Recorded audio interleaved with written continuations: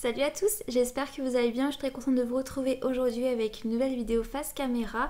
Cette vidéo fait donc suite à une précédente où je vous parlais de routine beauté, les produits que j'utilisais, le maquillage que j'utilisais. Aujourd'hui je vais vous parler de mon rapport au maquillage. Je vais retracer un petit peu mon parcours avec le maquillage et vous partager mon expérience et mes pensées par rapport à ça, le rôle que le maquillage a, positif comme négatif. Aujourd'hui j'ai 26 ans, donc quand j'étais au collège, ça date un petit peu et le maquillage était très peu présent puisque déjà il n'y avait pas de vidéos avec des youtubeuses beauté, ça n'existait pas encore. Du coup au collège il y avait quelques personnes qui se maquillaient un petit peu, surtout vers la troisième, un petit peu de mascara je crois, un peu de crayon sur les yeux, c'est tout.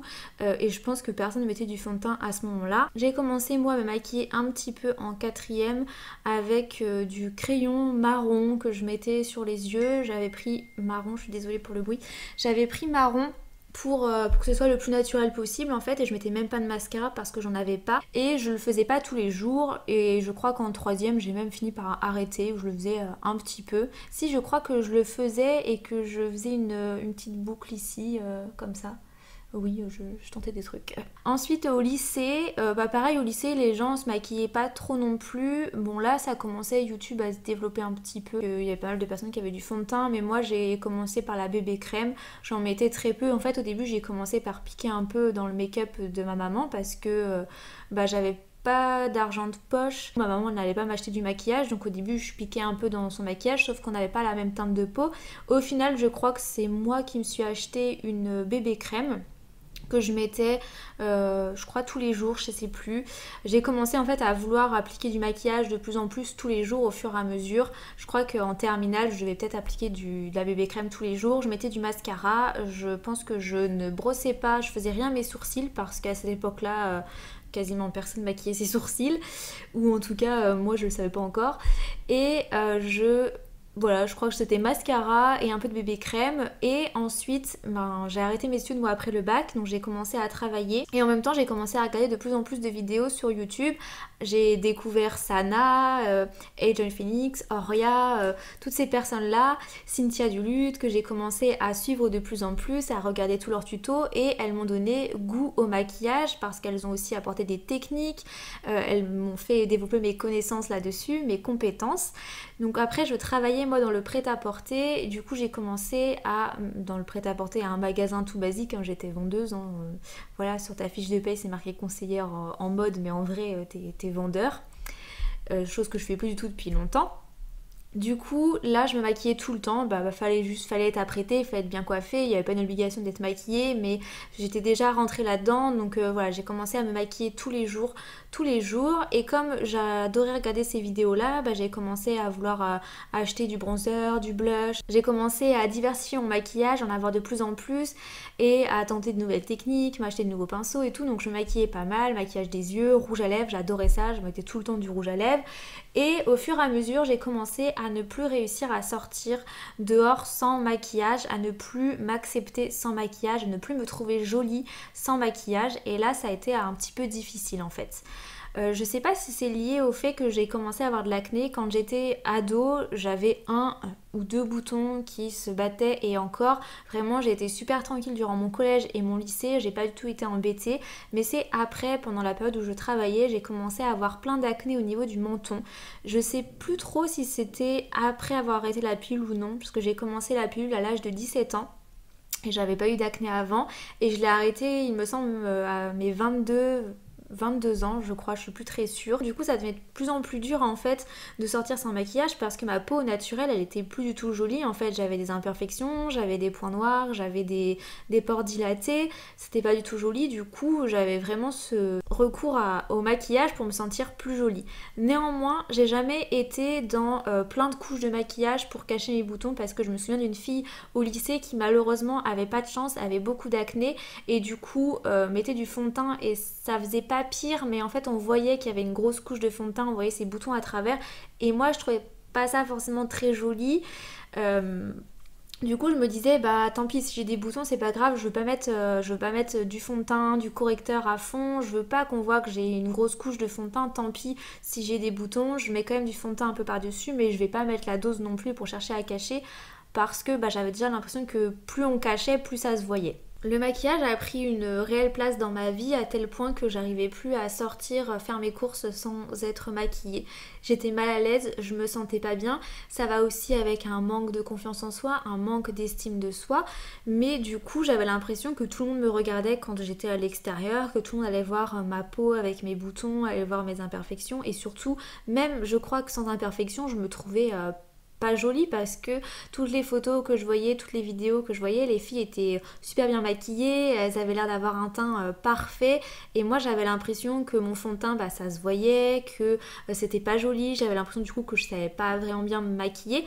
En fait la réalité c'est juste que la caméra ça floute pas mal de choses et que de temps en temps, maintenant des youtubeuses font beaucoup plus de zoom pour montrer leur peau, mais Sana qui filme de loin, bah Sana t'as toujours l'impression que sa peau elle est magnifique depuis le début, mais peut-être que en filmant de plus près bah, on verra qu'elle a des pores comme tout le monde, sauf qu'à ce moment là j'avais l'impression que tout le monde avait la peau absolument lisse et il y avait que moi qui avait des pores apparents, il y avait que moi où ça pouvait marquer un petit peu ici les sécheresses et voir qu'il y avait du fond de teint ou les ailes du nez. J'avais vraiment l'impression que j'étais la seule cake à pas savoir appliquer mon fond de teint et que toutes les autres arrivaient à avoir un résultat impeccable, super lisse. Donc j'ai failli acheter des fonds de teint qui coûtaient super cher parce que je me disais que c'était mes fonds de teint. Moi j'avais un petit budget, j'ai acheté des fonds de teint Maybelline bourgeois que je trouvais en grande surface. J'ai commencé à du coup acheter plein de maquillage, à tester un petit peu partout, toujours dans la limite de mon budget. Je suis pas une acheteuse compulsive donc je me suis jamais mis à découvert parce que j'avais acheté trop de maquillage. Je prenais juste sur ce qui me restait en fait d'argent après avoir payé mes factures et mon loyer. Je l'utilisais pour des fringues et du make-up. Puis en 2017, il me semble, j'ai commencé une formation dans une nouvelle ville avec des gens que je ne connaissais pas du tout. C'était assez loin de chez moi puisque je prenais 2 trains pour y aller plus le métro et marcher pour aller jusqu'à l'école. Donc je me levais tôt, je partais de chez moi à 7h, je rentrais chez moi à 19h et pourtant il n'y a pas eu un seul jour où je n'étais pas maquillée. Et à ce moment-là, c'était maquillage des sourcils, c'était maquillage des yeux avec au moins 3 fards à paupières puisque je faisais mon creux de paupières, j'appliquais 3 couleurs sur les yeux, je mettais du blush, le bronzer, j'avais toujours du vernis sur les ongles, j'étais toujours hyper bien apprêtée. Malgré le fait que j'avais des grosses journées en dehors de chez moi et que j'aurais pu dormir le matin au lieu de passer du temps à me maquiller. Mais pour moi c'était impossible en fait d'être là-bas, d'être avec des gens que je connaissais pas, même quand j'ai commencé à les connaître. Pour moi il fallait toujours que je sois impeccable, bien habillée, bien coiffée, bien maquillée. À ce moment-là je me lissais les cheveux d'ailleurs, ça avait une part hyper importante. Puis en 2018 j'ai eu un moment où j'étais célibataire et j'ai commencé à aller un petit peu sur Tinder et je me suis rendu compte en fait que j'arrivais pas à me montrer démaquillée, que j'arrivais pas non plus à me montrer sans filtre. Puisqu'il y avait eu l'explosion de Snapchat, Instagram commençait à se mettre au filtre à ce moment-là et j'utilisais beaucoup du coup dès que je faisais des selfies avec mes potes et tout, c'était toujours avec un filtre qui t'affinait le visage, qui te lissait la peau et encore c'est pas les filtres de maintenant d'Instagram, à l'époque j'avais pas ça. Instagram maintenant t'as des filtres très naturels mais qui te lissent totalement la peau. Les filtres Snapchat étaient quand même assez... fantasy avec les yeux qui changeaient, les oreilles, etc. Mais je sais que je prenais le filtre le plus naturel, qui avait quand même cette fâcheuse tendance à t'affiner tout simplement. Moi ce qui m'intéressait c'est le fait que ça lissait la peau mais ça creusait aussi les joues et du coup je prenais toutes mes photos comme ça et je les mettais après sur Tinder ou quand j'échangeais avec quelqu'un, c'était ces photos là que je partageais. C'était impossible pour moi de partager une photo de moi sans filtre en fait. C'était dingue. Déjà j'avais besoin du maquillage pour sortir, même faire des courses, je pouvais pas être sans maquillage et en plus de ça je pouvais pas envoyer une photo de moi sans filtre. J'étais vraiment perdue là-dedans en fait, ma tête sans maquillage au naturel, je la détestais, je pouvais pas me voir, je me trouvais affreusement moche. Alors qu'est-ce que c'était quand j'avais les cheveux un petit peu sales en plus de ça? Mon Dieu, quelle horreur. À ce moment-là, j'ai vraiment réalisé le problème parce que je me disais, attends, t'es même pas capable d'envoyer une photo de toi naturellement. Quand je mettais pas de filtre, je mettais la photo en noir et blanc pour cacher le plus d'imperfections. À ce moment-là, j'avais plus de l'acné sur le menton, mais j'avais pas mal d'acné sur les joues et ça me laissait des marques notamment. Et j'avais un petit peu de mal à les accepter. Je mettais aussi pour ça que je mettais tout le temps du fond de teint parce que je trouvais ma peau moche en fait. Et les filtres, c'était tellement plus joli. Des fois, je m'ennuyais, donc j'étais sur Snapchat et je testais des nouveaux filtres. Et ouais, je me trouvais tellement plus canon avec des filtres qu'en vrai, sauf que c'est pas la réalité. Et je me disais, mais si tu rencontres quelqu'un après, il y a forcément, à un moment donné, tu n'auras pas ton filtre sur la figure quand tu vas rencontrer la personne en vrai. Donc ça sert qu'un temps finalement, mais après, dès que tu passes de l'autre côté du téléphone, ça va pas être la même chose. Ensuite, en 2018, j'ai intégré une coloc et c'est ça qui m'a aidé en fait à prendre un peu du recul sur mon rapport au maquillage. Parce que j'étais en coloc avec des gens que je venais de rencontrer en fait, ça faisait très peu de temps que je les connaissais et je me retrouvais à partager des moments un peu privés avec eux, c'est-à-dire que le soir quand je rentrais et que mon maquillage je l'avais fait à 7h, forcément il s'était tout déplacé, il s'était un peu effacé, j'avais les cheveux un peu décoiffés, il suffisait qu'il avait plu et j'avais une tête défraîchie quoi, normale. Il y a également le matin, je les voyais, le week-end, j'allais pas me maquiller à chaque fois que j'allais croiser mes colocs, c'était pas possible. Donc du coup, il y a des dimanches matins où j'étais démaquillée, où j'avais les cheveux un petit peu sales parce que j'allais les laver après. Et donc ça m'a appris à me détacher un petit peu du maquillage et à essayer de me sentir mieux sans maquillage. Parce qu'en fait, j'avais pas le choix. Fatalement, je devais être sans maquillage face à mes colocs. En plus, des fois, ils invitaient il y avait des amis de mes colocs qui passaient à l'improviste et moi j'étais le week-end en jogging, veste et pas coiffée, pas maquillée.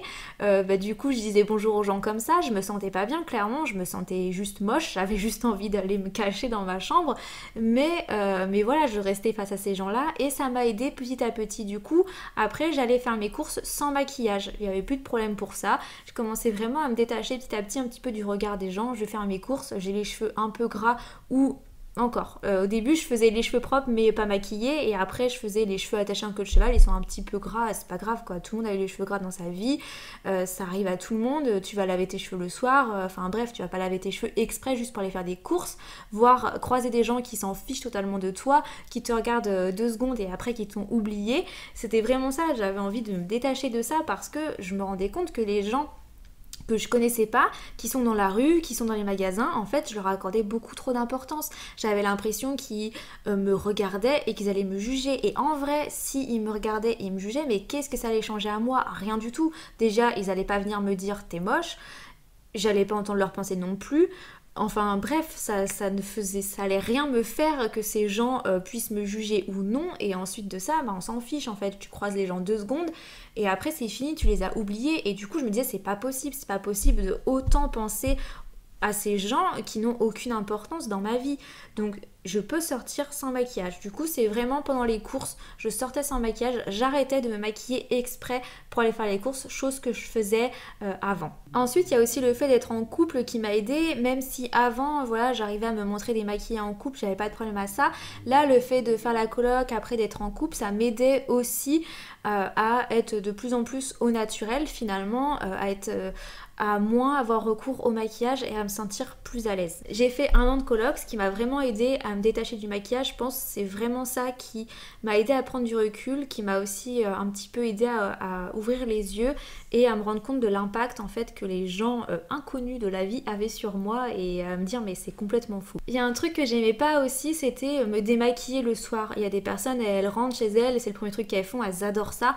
Moi, c'était vraiment l'enfer, enfin la corvée quoi. J'avais pas du tout envie de me démaquiller. Bien sûr, je me couchais jamais en étant maquillée parce que je voulais pas avoir une peau catastrophique, que je savais que les produits que j'utilisais avaient pas une compo incroyable. Donc voilà, avant d'aller au lit, je pensais toujours à me démaquiller, mais c'était pas un moment hyper agréable. En plus, dans la coloc où j'étais, le robinet d'eau chaude dans la salle de bain était bloqué, donc fallait utiliser la douche, donc c'était galère.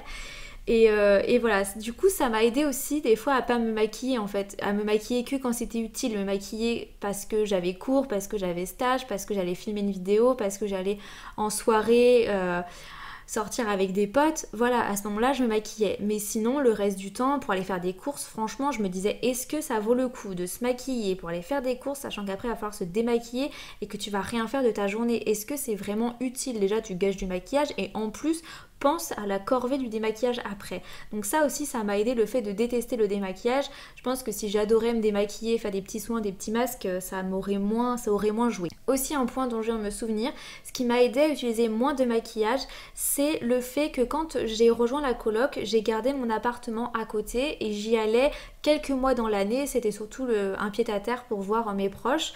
Et pour garder mes affaires en fait, parce que je savais pas ce qui allait se passer après mes études, donc j'avais gardé cet appartement à côté, mais j'y retournais que de temps en temps, même pas une fois par mois, hein, c'était genre une fois tous les 3 mois, c'était vraiment très très peu. Et du coup à la coloc j'avais pas beaucoup d'espace pour mes affaires en fait, parce que je m'étais rajoutée à la coloc. Du coup j'avais pas emmené tout mon maquillage parce que dans la salle de bain j'avais pas de placard tiroir, j'avais une ou deux petites étagères que j'avais réussi à avoir, mais c'était tout. En fait, pendant un an, mon maquillage, je l'ai gardé dans ma trousse. Tout était dans ma trousse de maquillage. Enfin, j'avais 2 trousses et tout était dedans. Et à chaque fois que je me maquillais, je me sortais ma trousse, je sortais mes produits et tout. Il n'y avait pas beaucoup de lumière dans la salle de bain. En fait, j'avais pas une coiffeuse avec tout mon maquillage. J'avais pas un super espace dans ma salle de bain pour me maquiller. Donc ça m'a aussi aidé à moins utiliser de maquillage, à toujours me maquiller avec les mêmes produits parce que j'avais laissé toutes mes palettes, tous mes blushs dans mon appartement. J'avais pris juste un blush, juste un bronzer, juste un mascara, peut-être 2 palettes de maquillage et c'est tout. Donc ça m'a aidé dans ce sens-là. Et après j'ai commencé à plus qu'appliquer un fard à paupières, juste du mascara, à beaucoup moins de maquiller quand j'allais en cours, à me dire bon ok je mets toujours le fond de teint, je mets toujours du blush et tout, un peu de bronzer, un peu de mascara, mais par contre c'est pas la peine de me maquiller autant les yeux. Et j'ai aussi lâché l'affaire un petit peu pour le vernis, j'ai commencé à montrer plus naturel. Je sais pas si c'est le fait que j'étais en couple, peut-être aussi. Ça fait genre avant d'être en couple, t'es toujours super maquillée, t'as les cheveux tout le temps lisses, t'as tout le temps du vernis.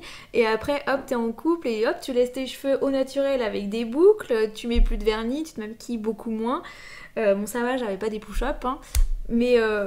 Mais je sais pas, peut-être parce que si je me sens très bien dans mon couple et que ça m'a aidé aussi à m'accepter au naturel, à accepter ma peau telle qu'elle était, parce que j'avais pas quelqu'un qui me faisait des réflexions, parce que je sais qu'il y a aussi des partenaires qui peuvent faire des réflexions sur le corps de la personne, sur son poids, sur ses cheveux, sur... Non, moi je suis avec quelqu'un qui me fait aucune réflexion, mon corps c'est mon corps, les seules réflexions qu'il me fait c'est pas des réflexions puisque c'est des compliments, il me dit que je suis belle, que je suis jolie, il me le dit même quand je suis au naturel et forcément ça aide à s'accepter aussi. Si vous êtes avec un partenaire qui vous descend, qui se permet de vous dire que vous avez pris un peu de poids, que avant vous mettiez du vernis et tout, qui se permet de vous dire ça et que c'est pas du tout de la rigolade, ben forcément ça va pas vous aider à prendre confiance en vous. Aujourd'hui du coup ce qu'il en est, si je dois aller travailler, je mettrai toujours du fond de teint, j'arriverai pas à me détacher pour le moment de ça.